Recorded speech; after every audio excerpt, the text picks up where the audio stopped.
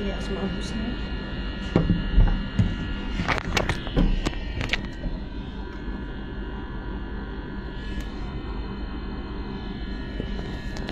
Dia memang dah mungkin backlight dah. Dia tak nampak sangat. Okey. Dia akan nampak bila saya jauh.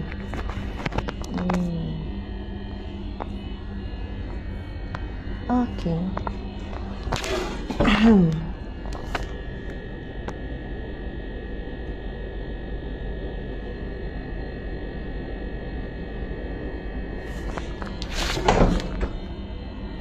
Dia ada cahaya matahari tu. Okey. Kita cuba. Subhanallah, subhanallah, alhamdulillah, Allahu akbar. A'udzubillahi minasyaitonirrajim. Bismillahirrahmanirrahim. Assalamualaikum warahmatullahi wabarakatuh. Encik cuba tutup aircon. Sebab dia Alhamdulillah, alhamdulillahi rabbil alamin. Wassalatu wassalamu ala asyrafil anbiya'i wal mursalin wa ala alihi wa sahbihi ajma'in.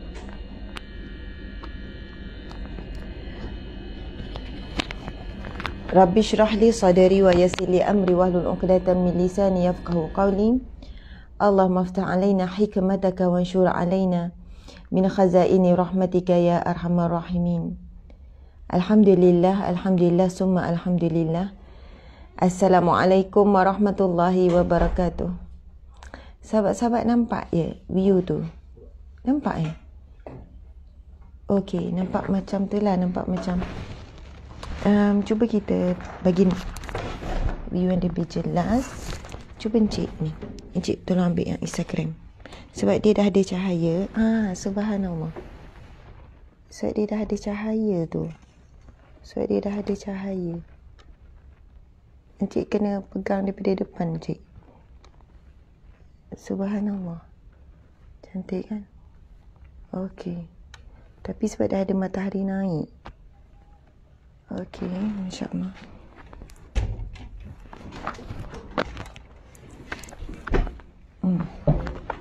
Tak ada matahari naik, tak apa.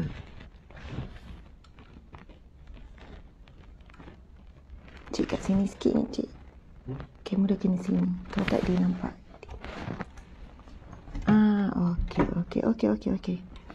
Okey. InsyaAllah seperti biasa kita akan mulakan dengan 10 ayat awal dan 10 ayat Al-Kahfi. Dimulakan dengan Al-Fatihah. A'udzubillahi minasyaitonirrajim. Bismillahirrahmanirrahim. Alhamdulillahi rabbil alamin. Ar-Rahmanir Rahim. Maliki yaumiddin. Iyyaka na'budu wa iyyaka nasta'in. Ihdinas siratal mustaqim. Siratal ladzina an'amta 'alaihim ghairil maghdubi 'alaihim waladdallin. Amin. Kita baca 10 ayat awal dan 10 ayat akhir Al-Kahfi ya.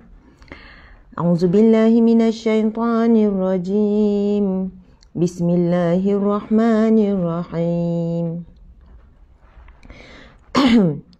الحمد لله الذي أنزل على عبده الكتاب ولم يجعل له عوجا قيما لينذر بأسا شديدا من لدنه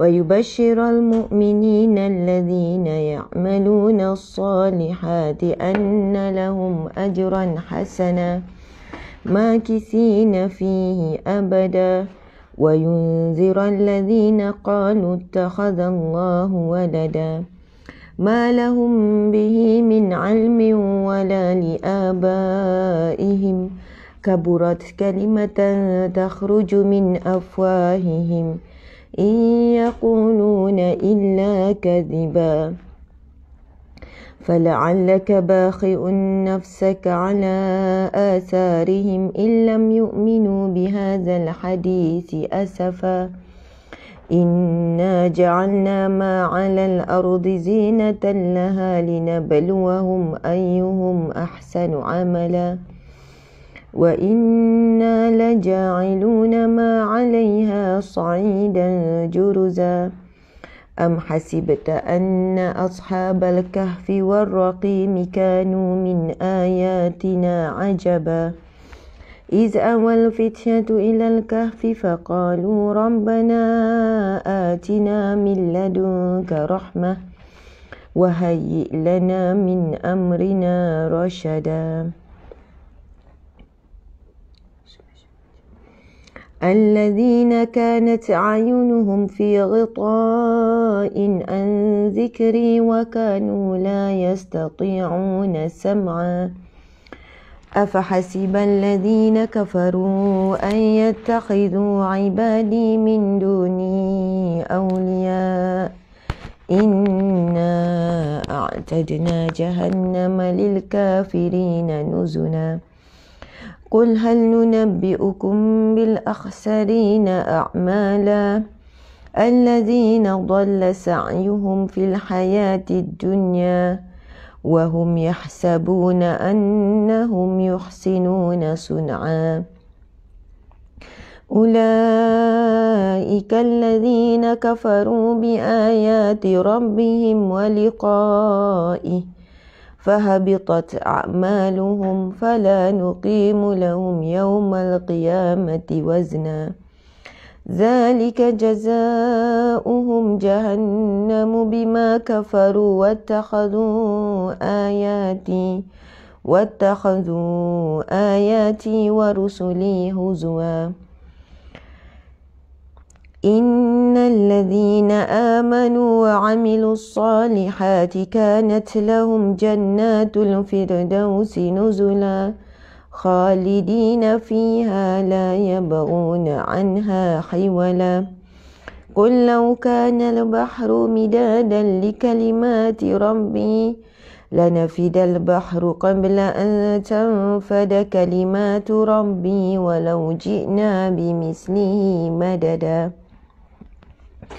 قل إنما أنا بشر مثلكم يوحى إلي أنما إلهكم إله واحد فمن كان يرجو لقاء ربه فليعمل عملا صالحا ولا يشرك بعبادة ربه أحدا صدق الله العظيم.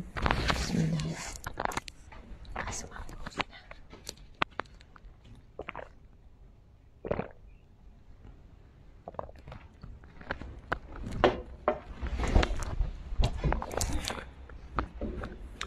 InsyaAllah seterusnya kita membacakan Asma'ul Husna. A'udzubillahi minasyaitanirrajim. Bismillahirrahmanirrahim. Nas'aluka ya man huwallahu allazi la ilaha illa huwa ar-rahmanur rahim الملك القدوس السلام المؤمن المهيمن العزيز الجبار المتكبر الخالق البارئ المصور الغفار القهار الوهاب الرزاق الفتاح العليم القابل الباسط الخافض الرافع المعز المذل السميع البصير الحكام العدل اللطيف الخبير الحليم العظيم الغفور الشكور العلي الكبير الحفيظ المقيت الحسيب الجليل الكريم الرقيب المجيب الواسع الحكيم المجيد الباعث الشهيد الحق الوكيل القوي المتين الولي الحميد المحصي المبدع المعيد المحيي المميت الحي القيوم الواجد الماجد الواحد الصمد القادر المقتدر المقدم الأخير الأول الآخر الظاهر الباطن الوالي المتعالي البار التواب المنتكب عفو رؤوف مالك الملك ذو الجلال والإكرام المقسط الجامع الغني المغني المانع الضار النافع النور الهادي البديع الباقي الوارث الرشيد الصبور الذي ليس كمثله شيء وهو السميع البصير اللهم صل أفضل صلاة على أسعد المخلوقات كسيدنا محمد وعلى آله وصحبه وسلم عدد معلوماتك ومداد كلماتك كلما ذكرك الذاكرون غفل عن ذكره الغافلون.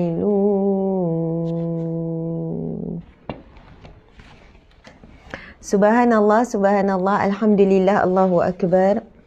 A'udzubillah minasyaitanir rajim. Bismillahirrahmanirrahim. Assalamualaikum warahmatullahi wabarakatuh. Alhamdulillah, summa alhamdulillah, segala pujian bagi Allah, Tuhan yang mentadbir sekalian alam. Wassalatu wassalamu ala asyrafil anbiya'i wal mursalin.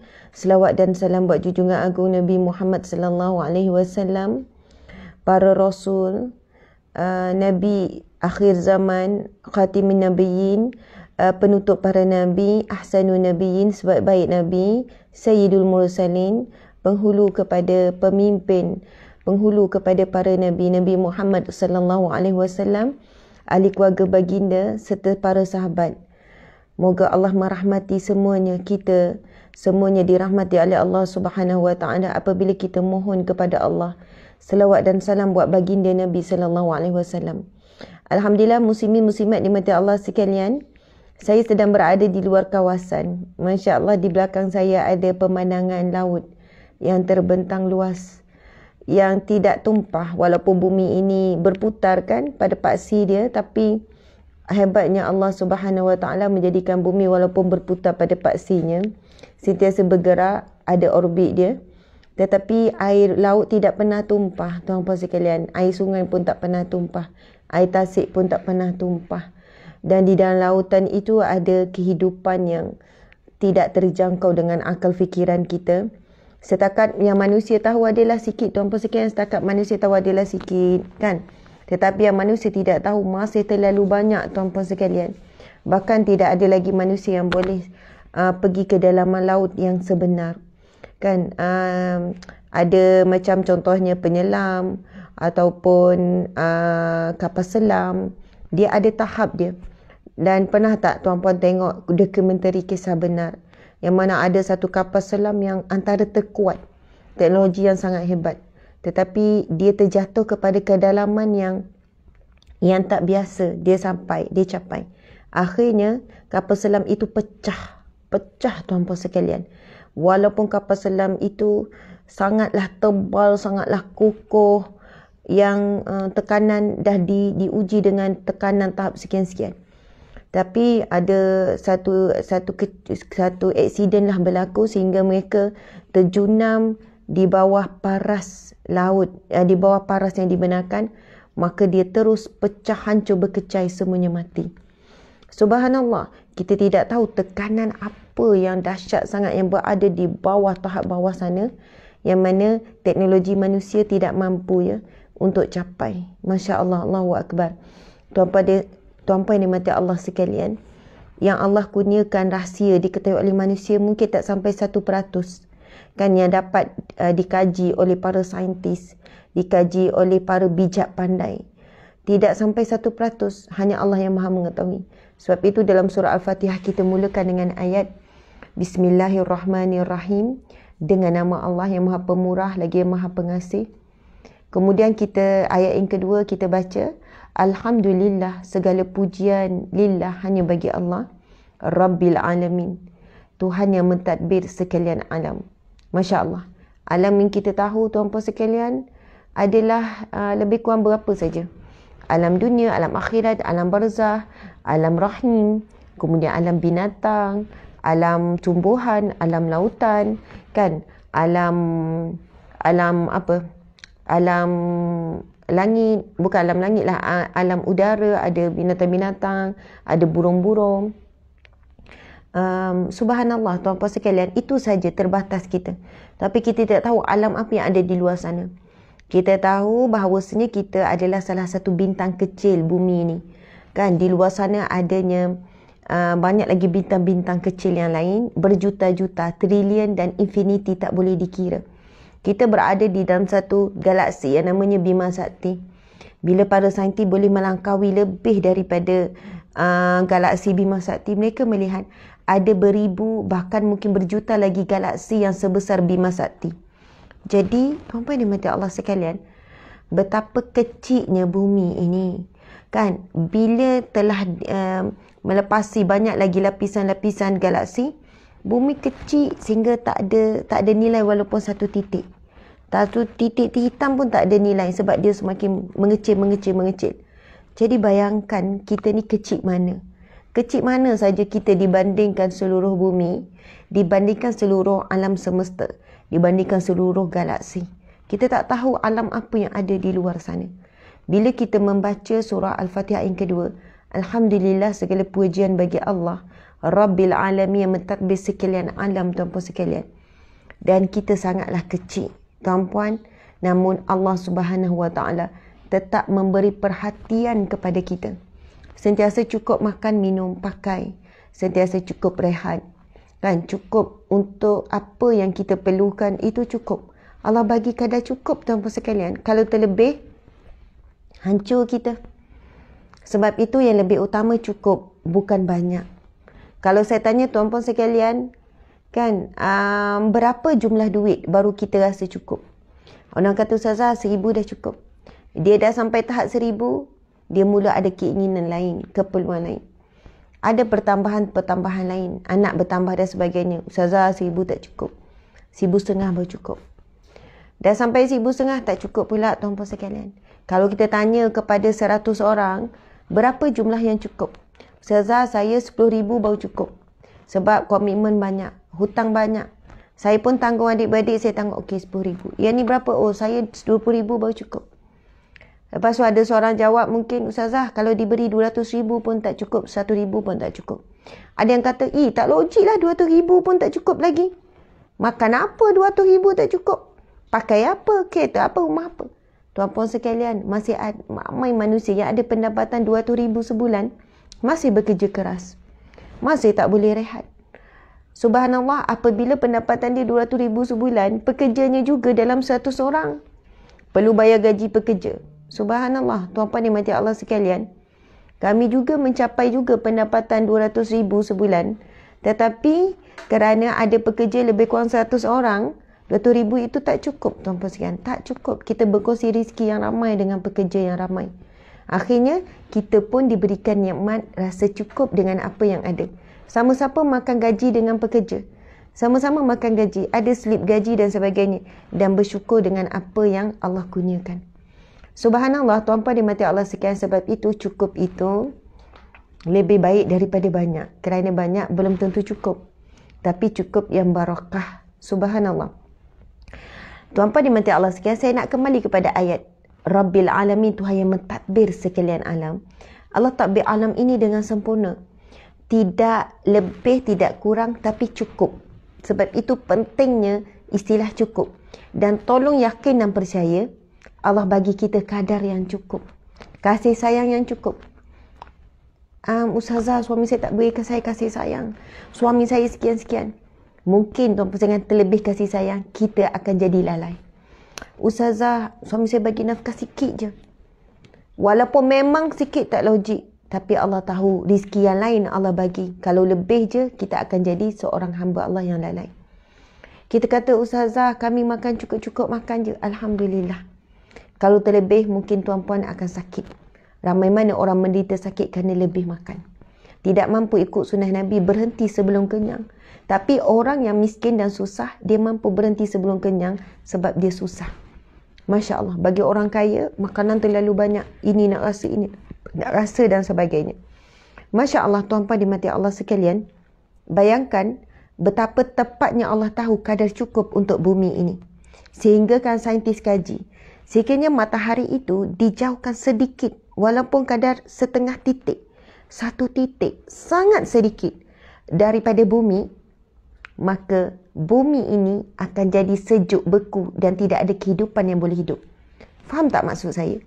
Allah letak kadar jarak antara bumi dan juga matahari cukup-cukup. Kalau kurang sikit sahaja, dekat sikit ke bumi, kurang sikit 1 titik, bumi akan mencair, kepanasan, tidak ada manusia yang boleh hidup, binatang, tumbuhan semua mati. Tapi kalau dijauhkan sikit saja 1 titik, maka bumi akan jadi membeku. Sebab itu walaupun matahari, bulan, bintang, bumi sentiasa bergerak, tetapi Allah bagi kadar yang cukup-cukup. Subhanallah. Laut cukup-cukup. Tuan-puan dimati Allah sekalian, cuba tengok pada diri kita. Allah bagi air mata yang cukup-cukup. Kita pun tak boleh fikir air mata datang pada mana. Tangan kita sedih, air mata keluar tak berhenti. Kita pun fikir air mata datang pada mana ya? Ada kotak ke? Ataupun ada kita sebut apa ya? Ada tangki air mata ke? Tak, tuan-puan sekalian. Hebatnya Allah, kita tak tahulah air tu. Kan kadang-kadang tu kalau dah sedih tu, air pun tak minum, tapi air mata tu datang daripada mana ya? Tak berhenti-henti. Kalau time sedih sangat tu kan, tuan-puan dimati Allah sekalian. Okey, latar belakang saya ni real ya. Mungkin orang kata Ustazah guna background apa ke tak. Itu real, itu memang laut. Matahari sedang naik. Nanti kita share pemandangan. Jangan tanya saya pada di mana, saya tak akan share. Tapi adalah urusan di luar. Jadi adalah urusannya di luar. Tapi masih dalam kawasan ya, dalam kawasan. Tuan-puan dimati Allah sekalian, bukannya di luar Negeri Sembilan, sebab kami dapat ada di Negeri Sembilan kan. Air mata Allah bagi cukup-cukup tuan sekalian, dan air mata kita selalu ada air. Kalau tak ada air, kita tak boleh bolak balik mata, tak boleh gerakkan mata tau. Tak boleh gerakkan mata. Kalau mata kita ni tak ada air. Bayangkan kalau Allah bagi lebih air tu pada mata, kejap duk ngalir, orang kata kenapa terlebih air, duk tak ada air mata. Kena bawa sapu tangan, selalu sapu. Kenapa asyik nangis? Tak, saya bukan nangis, tapi air terlebih. Jadi terkeluar-keluar air tu. Allah bagi cukup-cukup tuan-puan sekalian. Terlebih akan mudarat, kurang akan mudarat. Air liur ni yang kita duk bercakap ni. Kadang kita pelik cakap sejam, 2 jam. Ada tak orang yang kena bawa tak ada gelas? Kenapa tu? Air. terlebih air liur, dah terkeluar-keluar. Kena lap-lap selalu. Tak, Allah bagi cukup air kita. Air liur. Kalau tak cukup, kita akan kepanasan, kita tak boleh nak bercakap. Kalau terlebih, air akan mengalir. Sama juga komposisi darah dalam diri kita. Darah sentiasa dihasilkan, darah juga sentiasa kurang. Tapi Allah bagi jumlah darah itu cukup-cukup. Allah bagi jumlah oksigen masuk cukup-cukup. Karbon dioksida keluar cukup-cukup. Tuan-puan sekalian, sekiranya oksigen dalam dunia ini lebih sikit saja, Ustaz, kalau terlebih oksigen apa yang berlaku? Tak, bumi ni kalau terlebih oksigen, kepanasan akan okey. Jika terlebih oksigen, mudah terbakar ya. Encik, tolonglah saya, tengok saya. Kenapa mudah terbakar? Oksigen memang diperlukan untuk pembakaran. Oh, oksigen memang diperlukan untuk pembakaran. Okey, lagi Encik. Karbon dioksida pula? Terlebih jadi panas juga. Okey. Global warming. Global warming. Okey. Tak, maksudnya masa pembakaran tu kan, kita buka tu. Oksigen masuk, karbon dioksida keluar. Oh, masa kita masak tu. Masa kita masak, kita dapur gas, oksigen masuk, karbon dioksida keluar. Oh, sebab itu bila banyaknya aktiviti pembakaran, karbon dioksida dikeluarkan, jadi berlakunya pemanasan global. Jadi Allah jadikan jumlah oksigen dan jumlah karbon dioksida cukup-cukup. Masya Allah. Muslimin muslimat dimati Allah sekalian. Saya nak mulakan dengan satu kisah. Semalam ada orang sahabat saya. Seorang sahabat saya jumpa depan-depan. Masya Allah. Dia kata, Ustazah boleh tak buat satu video? Satu video. Video ni adalah untuk seorang kawan saya yang sekarang kemurungan. Kemurungan tuan-puan sekalian. Dia kata, Ustazah, sahabat saya ni seorang yang ceria. Seorang yang semangat. Ceria. Suka buat lawak apa. Tapi sekarang kemurungan. Selalu menyalahkan diri. Sebab itu pagi tadi saya mulakan dengan motivasi ayat jangan menyalahkan diri. Subhanallah. Menyalahkan diri. Selalu bersedih. Dia seorang ibu. Sebaya dengan saya. Hari lahir dia esok lusa. Sebaya dengan saya tahun 1983. Seorang ibu, ada anak-anak, ada suami. Tapi sekarang hidup dalam keadaan depression, kemurungan. Banyak diam, sangat bersedih dan selalu menyalahkan diri.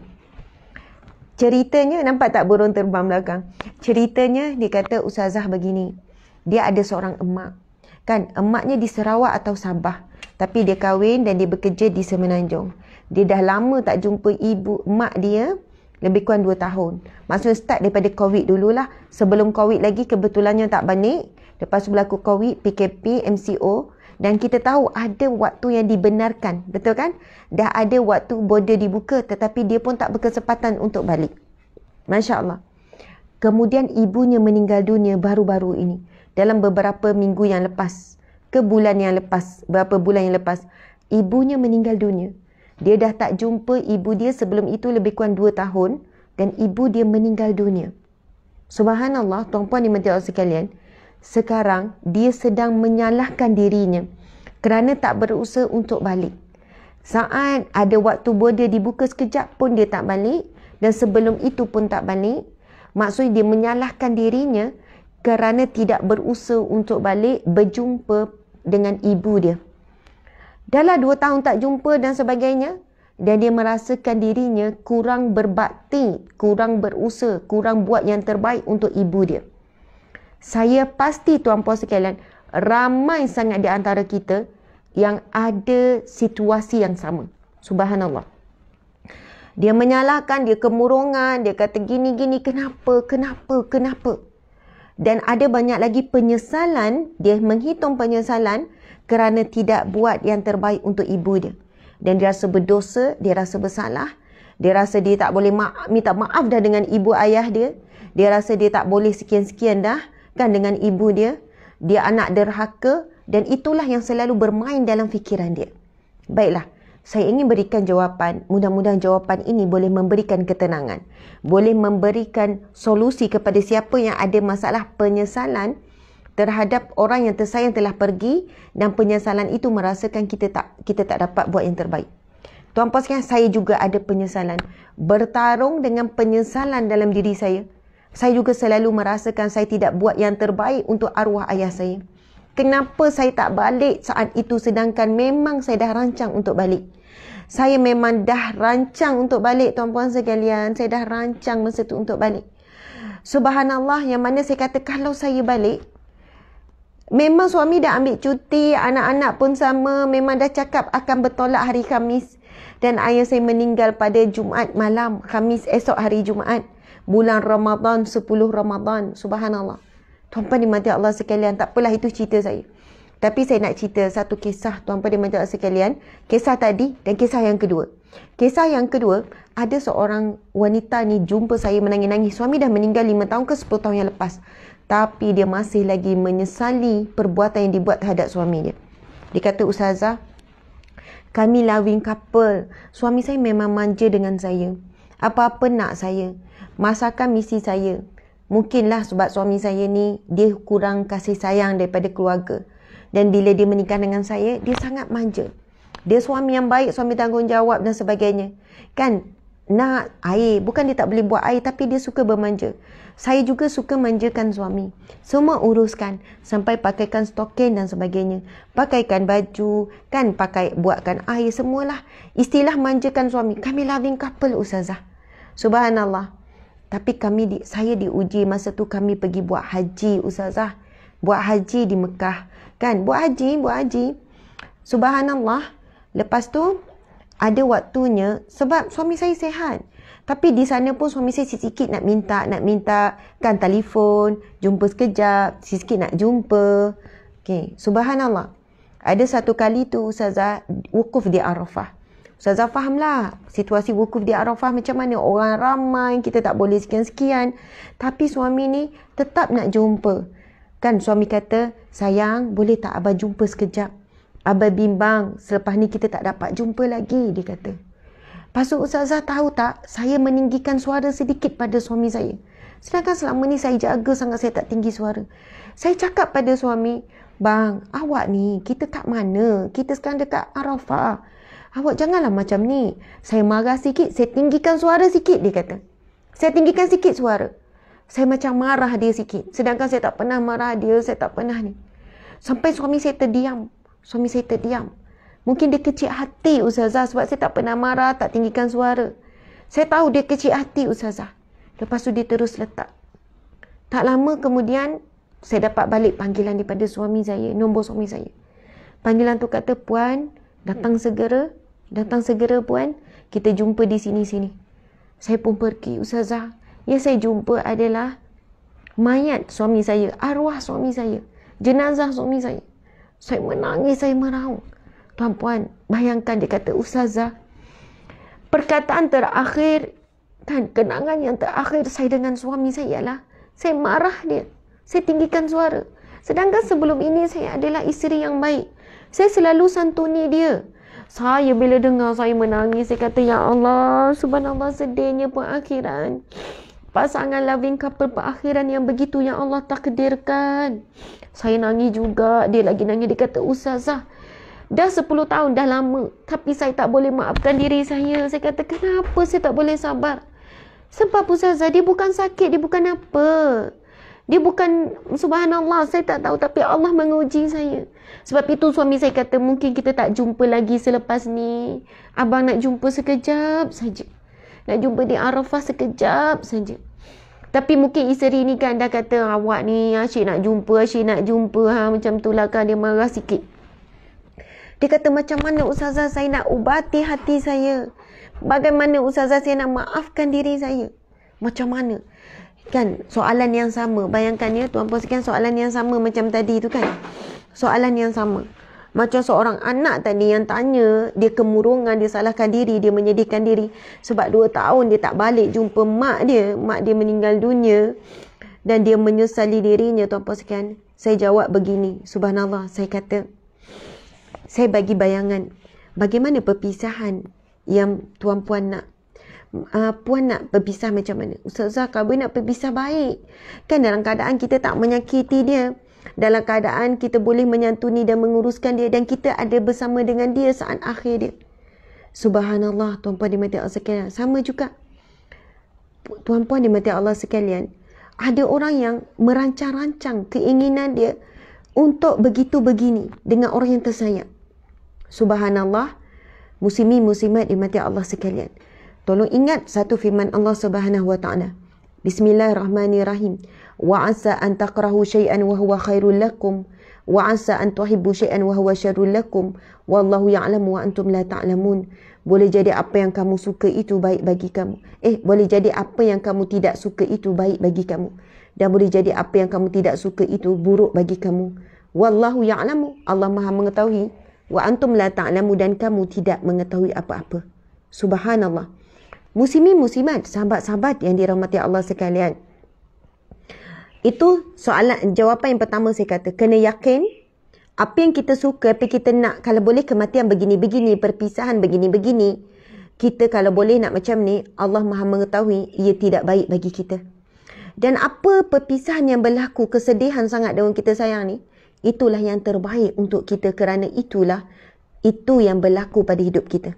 Yang kedua, saya nak ingatkan tuan-puan dan mata Allah sekalian, ramai mana orang yang diberikan Allah kepuasan menghadapi saat kematian dan berpisah dengan orang yang sayang, dia bukan memberikan impak yang baik. Bukan saya kata semua, tapi ramai yang cerita pada saya, Ustazah, alhamdulillah puas hati Ustazah, puas hati saya, suami saya meninggal di dalam pangkuan saya. Ustazah, saya puas hati isteri saya meninggal, puas hati anak saya sekian, puas hati ibu ayah sebelum mereka meninggal. Saya puas hati sebab saya dah jaga betul-betul, saya dah berbakti betul-betul. Apa yang dia nak saya dah bagi semua. Saya rasa puas hati. Saya bila dengar seseorang anak, seorang suami, seorang isteri, seorang ibu ayah cakap puas hati, saya bimbang. Saya lebih bimbang ayat puas hati berbanding ayat tak puas hati tadi. Ayat terkilan tadi. Ustazah, saya terkilan sangat. Saat akhir begini. Saya terkilan. Saya menyesal Ustazah. Kenapa begini-begini? Saya kata, ayat puas hati lebih saya bimbang lebih daripada ayat penyesalan. Kerana apa tuan-puan sekalian? Ramai orang yang berpuas hati, rasa cukup, rasa selesa dengan ayat puas hati itu, menyebabkan dia tidak berusaha bersungguh-sungguh selepas mati. Sebab dia rasa dah puas hati. Dia dah jadi anak yang baik, dah jadi suami yang baik, jadi isteri yang baik.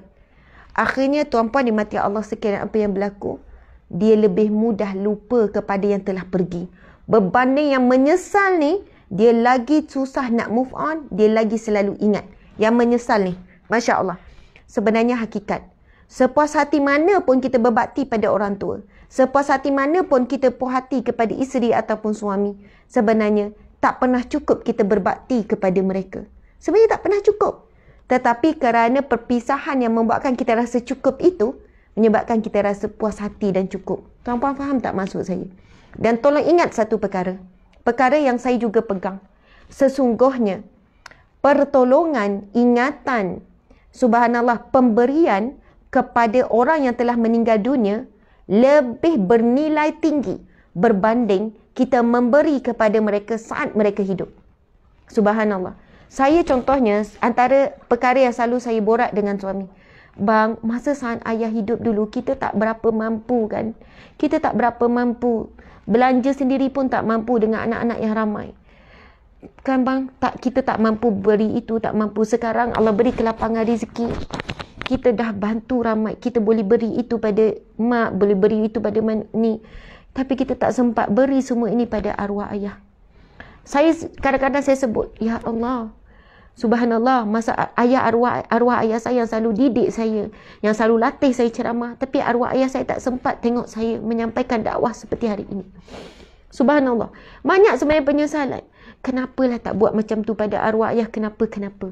Tuan-puan sekalian, ketahuilah, pemberian kita kepada arwah ayah ibu kita, arwah ayah-ayah, arwah ayah, kan, arwah ibu, arwah suami, arwah isteri, arwah anak, arwah siapa-siapa yang kita sayang, lebih jauh bernilai, lebih jauh mulia, lebih jauh tinggi, lebih jauh bermanfaat berbanding pemberian kita saat kita hidup. Contoh, kita boleh beri apa kepada ibu ayah kita sekarang? Boleh beri duit, boleh beri kereta, boleh beri rumah, boleh beri makan minum yang sedap, boleh bawa melancong. Mereka gembira dan happy. Gembira dan happy. Kita boleh tengok wajah mereka gembira, mereka syukur, mereka ucap terima kasih, mereka cakap sayang kita, betul. Tetapi sekarang mereka boleh lagi makan sendiri, mereka boleh cari bahagia sendiri. Tapi saat mereka telah pun dalam kubur, Tuan-puan sekalian, saat mereka telah pun di dalam kubur, mereka dah tak boleh buat apa-apa. Tetapi apabila mendapat, tuan-puan sekalian, ini daripada mafhum hadis Nabi, sesungguhnya mereka yang telah mati meninggal dunia, apabila mendapat hadiah doa ataupun pahala daripada orang yang masih hidup, kegembiraan mereka itu lebih gembira daripada mendapat dunia dan isinya. Kegembiraan mereka si mati apabila dapat sesuatu daripada yang hidup ini, berupa doa, berupa permohonan ampun, berupa pahala, itu jauh lebih bahagia dan gembira melebihi mereka mendapatkan dunia dan isinya. Sebab itu tuan-puan sekalian, kalau siapa yang rasa menyesal, kenapa dulu tak tolong betul-betul, sesungguhnya pertolongan kepada si mati jauh lebih bahagia daripada pertolongan saat hidup. Sebab itu saya kata, saya bagi tahu semalam, saya buat video ringkas kepada orang yang sedang depression, kemurungan tu, saya kata, bersyukurlah Allah takdirkan dengan kematian yang penuh penyesalan begini. Kerana akhirnya kita akan ingat selalu kepada arwah ibu. Dan bila ingat, bukan dengan cara menangis, menyalahkan diri, menghukum diri. Kerana ia tidak memberi kebaikan untuk kita dan juga tidak beri kebaikan untuk arwah ibu. Yang terbaik bila ingat, Al-Fatihah. Bila ingat, Ya Allah, ampunilah ibuku. Bila ingat, Ya Allah, jadikanlah kubur ibuku salah satu daripada taman-taman syurga-Mu, Ya Allah. Ya Allah, bila teringat je, jauhlah daripada himpitan kubur. Permudahkanlah hisab di dalam kubur. Permudahkanlah soal jawab munkar dan nakir. Tuan-puan sekalian, ketahuilah, subhanallah, ibu ayah, mereka yang telah pergi, lebih memerlukan kita saat mereka di dalam alam barzakh berbanding saat mereka di alam dunia. Kan, saat dulu mereka perlukan kita, kita tidak ada. Mereka perlukan kita, kita tak dapat balik sebab COVID. Mungkin ibu kita marah kita. Mungkin ibu kita kecil hati pada kita. Tetapi kita, lepas itu mereka meninggal dunia. Apa yang boleh kita buat tuan-puan sekalian adalah, setelah kita mati, berbakti kepada mereka. Berbakti kepada mereka dengan cara-cara yang Nabi SAW sebut. Satu ketika Rasulullah pernah ditanya, hadis yang sahih, apakah yang kami perlu buat ya Rasulullah untuk kami terus berbakti kepada mereka yang telah pergi, ibu ayah atau siapa sahaja? Kan, bagaimana untuk kami berbakti ya Rasulullah kepada ibu ayah kami? Lalu Rasulullah pun menjawab, 3 perkara. Nabi kata, kamu memohon ampun bagi ibu ayah kamu, mohon ampun. Perkara yang kedua, kamu mendoakan kebaikan. Perkara yang ketiga, Nabi kata, subhanallah, perkara kedua, melunaskan hutang-hutang mereka. Perkara yang ketiga, berbuat baik kepada siapa yang mereka pernah buat baik. Kalau ibu ayah kita pernah tolong orang susah sekian-sekian, pergi cari orang susah yang sama, sambung kerja mereka. Dan kalau kita tahu ibu ayah kita ada kawan baik yang selalu ibu ayah pergi ziarah, kita pergi ziarah dan buat baik kepada kawan-kawan. Tuan-puan sekalian, sebab itu kalau kami pun balik kampung, bukan nak cerita kebaikan, sekadar bagi contoh. Kami pun tahu siapa yang arwah ayah selalu buat baik. Dia adalah buat baik kepada orang-orang, maksudnya contoh pekerja dia, pekerja ayah. Kemudian kepada, adalah jiran-jiran, adalah pak saudara dan sebagainya. Jadi apa yang kita buat, itu di antara yang Rasulullah buat. Rasulullah bila ada makanan, mesti ingat kawan-kawan Sayyidatina Khadijah. Mesti kirim juga. Bila ada makanan orang hantar, kirim kepada kawan-kawan Khadijah. Itu caranya kita buat baik kepada orang yang telah meninggal dunia. Kan? Pada ibu ayah. Dan Nabi sebut, berbuat baik kepada orang yang ibu bapa kamu pernah buat baik. Dan Rasulullah tunjukkan contoh, Rasulullah suka buat baik kepada kawan-kawan Sayyidatina Khadijah. Kerana, kan, cara kita nak menggembirakan arwah adalah buat apa yang dia suka masa dia hidup. Dengan cara itu, arwah juga sedang bergembira dan berbahagia di alam sana. Kita sebenarnya tidak pernah terputus hubungan dengan arwah. Kita sentiasa ada connection dengan arwah yang telah meninggal dunia. Bagaimana connection tu tuan-puan sekalian? Apabila kita buat kebaikan yang dia buat, ketika itu kita sedang berhubung dengan arwah. Maka janganlah terlalu bersedih lama apabila kita berpisah, dan ingatlah satu kalam. Satu kata-kata ulama yang saya sendiri rasa sentap dan terpukul. Subhanallah, kalam ulama ini berkata, sekiranya kamu tahu hakikat sakitnya sakaratul maut, sekiranya kamu tahu hakikat sakitnya kematian, kamu tidak akan lama menangisi kematian orang yang kamu cintai. Kerana kamu menyibukkan diri membuat persiapan kematian kamu sendiri. Subhanallah, Bila saya baca tu, kita kan kalau menghadapi tengok kematian orang yang kita sayang, kita sedih, kita tak boleh move on, kita menyesal banyak. Kenapa kita tak begini, kenapa kita tak layan yang betul-betul, kenapa saat akhir kita menyakiti dia, kenapalah kita tak bahagiakan dia, kenapa kan? Kita menyesali. Tuan-puan sekalian, ayat ini para ulama ni sebut, sekiranya kamu tahu hakikat sakitnya sakaratul maut, kematian, kamu tidak akan berlama meratapi kematian orang tersayang, orang yang tersayang, dan kamu akan buat persiapan untuk menghadapi kematian sendiri. Sungguhnya kematian orang terdekat, kenapa terlalu beri kesan? Kematian orang jauh, kita dengar ucap innalillah, kita pun rasa sedih dan kita ucap takziah. Tapi kenapa Allah jadikan kematian orang tersayang sangat sakit? Untuk kita dapat pengajaran, bukan untuk kita penyesalan. Kan dapat pengajaran yang kita pun tak nak dalam keadaan kematian yang kita tak bersedia dan sebagainya. Ambil pengajaran, move on, buat persiapan untuk kematian sendiri. Masya Allah, itulah orang yang bijak. Bila Nabi sebut dalam sabdanya yang sahih, Nabi kata, orang yang paling bijak di kalangan kamu adalah orang yang sentiasa buat persiapan untuk mati. Bukan bermaksud kita ni jadi murung, ingat mati saja, tak. Tetapi kita buat semuanya terbaik. Bila kita cari rezeki terbaik, sebab kita nak buat persiapan kalau mati, rezeki tak jadi beban pada kita. Kalau dengan hubungan suami isteri, buat yang terbaik. Hubungan dengan anak, buat yang terbaik. Hubungan dengan rakan sekerja, buat yang terbaik. Sebab kita tak nak apabila kita mati, kita dibebankan dengan kematian yang kita sesali, yang mana kita rasa kita belum buat yang terbaik.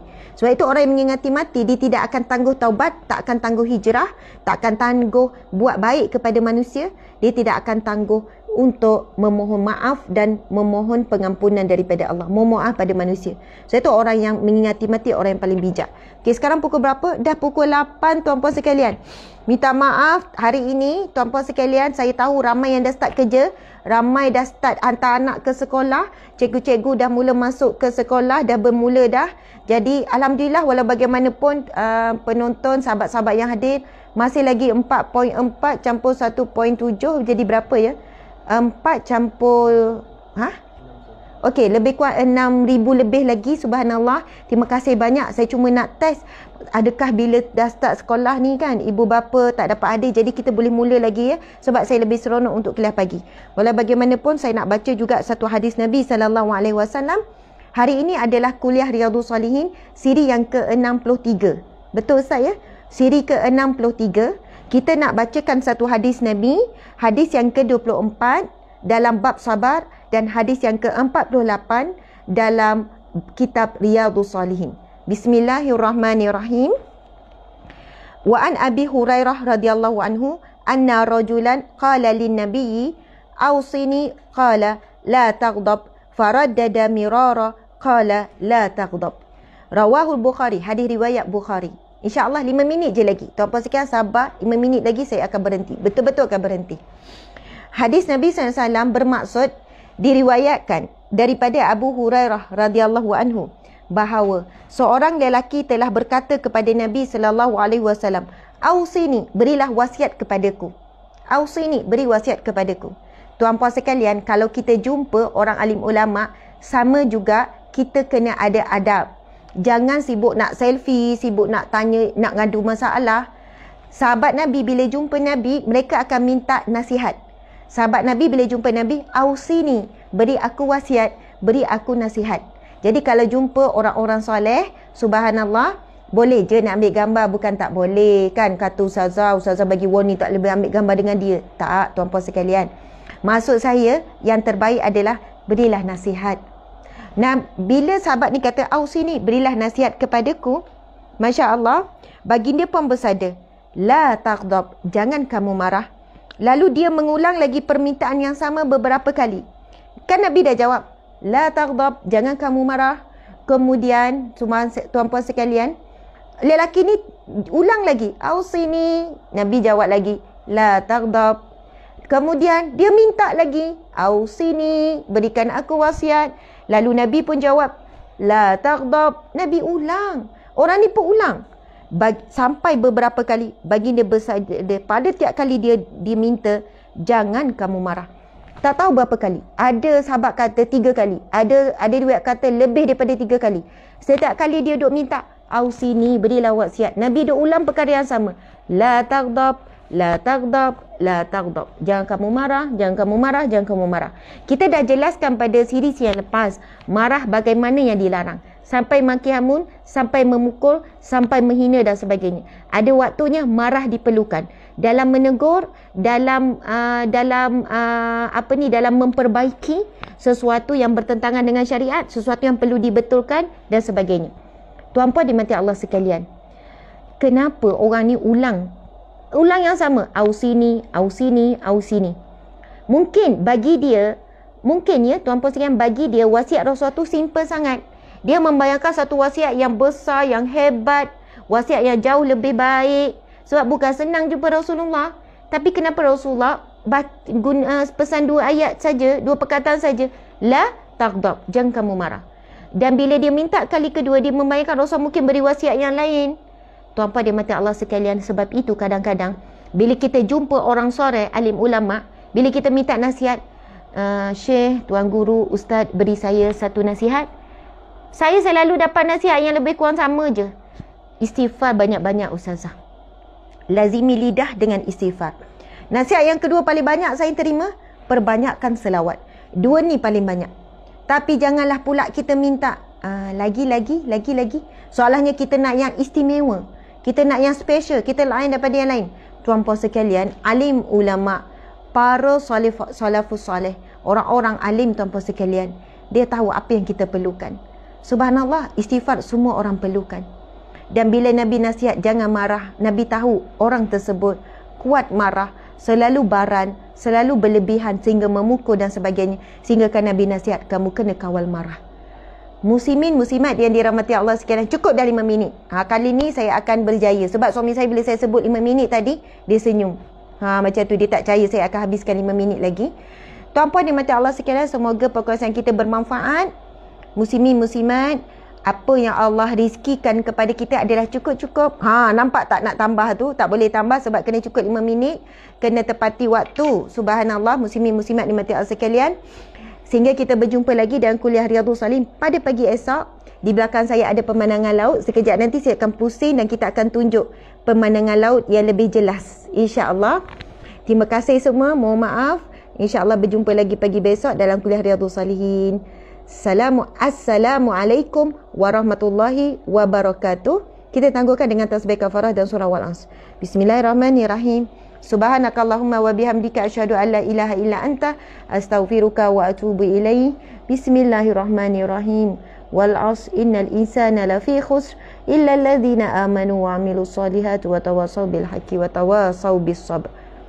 Sadaqallahul azim. Terima kasih semua. Okey, jom kita tengok laut. Tengok laut dapat pahala ya tuan-puan sekalian. Tengok laut dapat pahala. Okey, saya akan pusing. Kita pusing.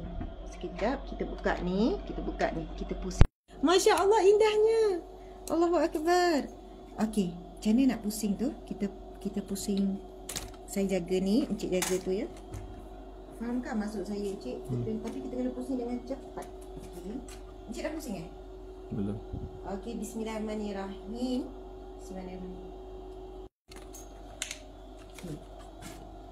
Subhanallah, nampak lautnya. Tuan-puan dan puan sekalian, nampak laut. Nampak di sana ada pulau.